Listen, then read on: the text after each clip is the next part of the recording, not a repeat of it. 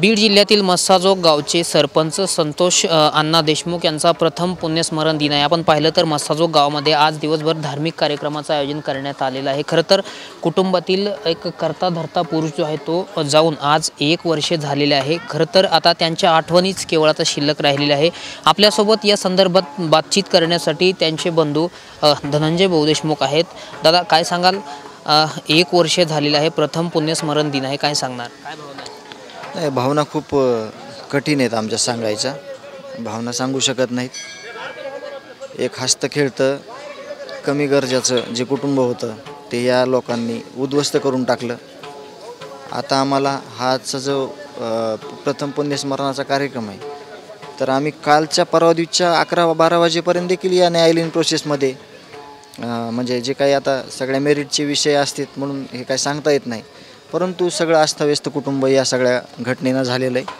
केवळ कुटुंबच नाही तर गावात देखील तीच परिस्थिती आहे। नातेवाईक, गावातली लोक, सगळे राजकीय, सामाजिक, त्या सगळ्या लोकांची एकच म्हणजे भावना आहे की हे खूप दुर्दैवी झालेलं आहे आणि याच्यातून आम्हाला वाटत नाही की आम्ही कधी सावरू शकू आणि आमची कधी ही पोकळी भरू शकेल असं आम्हाला कधी वाटत नाही।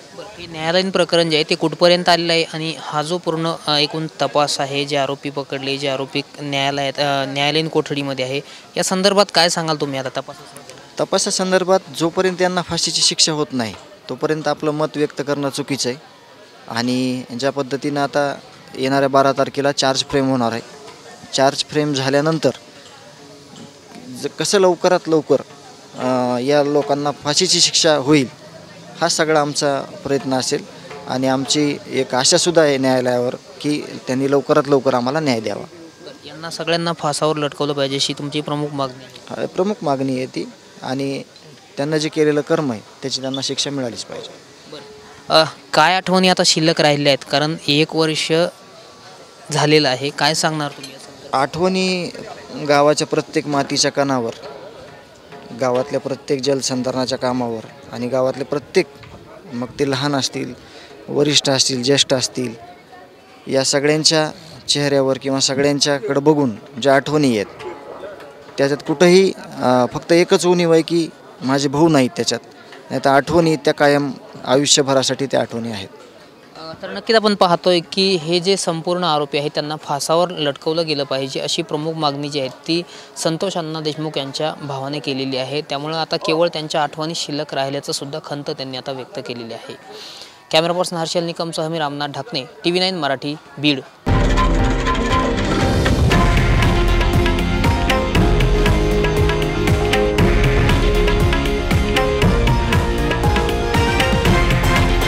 हे आहे देशातील नंबर 1 न्यूज नेटवर्क आणि आपण पाहत आहात TV9 मराठी, एकमेव।